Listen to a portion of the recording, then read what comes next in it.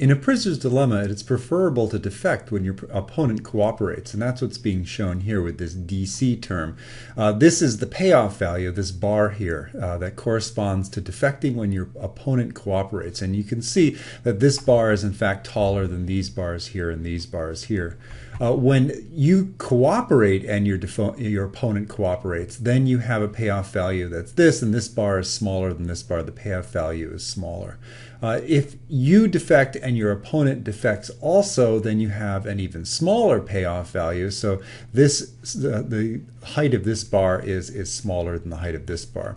The problem is that if you defect while your opponent cooperates and your opponent has some choice in the matter, it's possible that following your defection in future rounds of interactions, your opponent will instead defect rather than cooperate. And so that's what we're seeing here. In the first round, you've defected, your opponent cooperates, you get this big payoff value, but subsequently you defect and your opponent also defects and you get the smaller payoff value that you in fact see down here, where you have nothing but defection going on.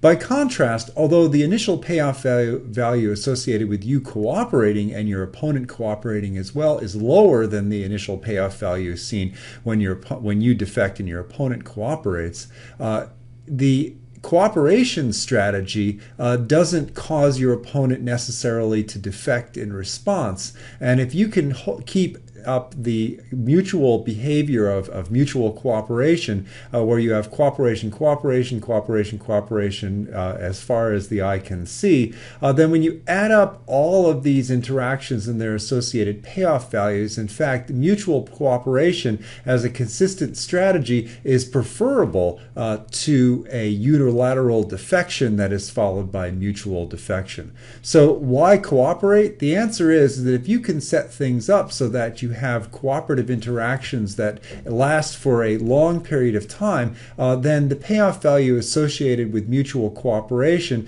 will tend to be preferable than to the payoff value that's associated with mutual defection. And this is so even if you can get away with defecting in the first round when your opponent instead cooperates, even though that first payoff value can be much higher, the punishment for that is that you end up in a situation where there is nothing but mutual defection, and ultimately mutual defection is a worse strategy than mutual cooperation.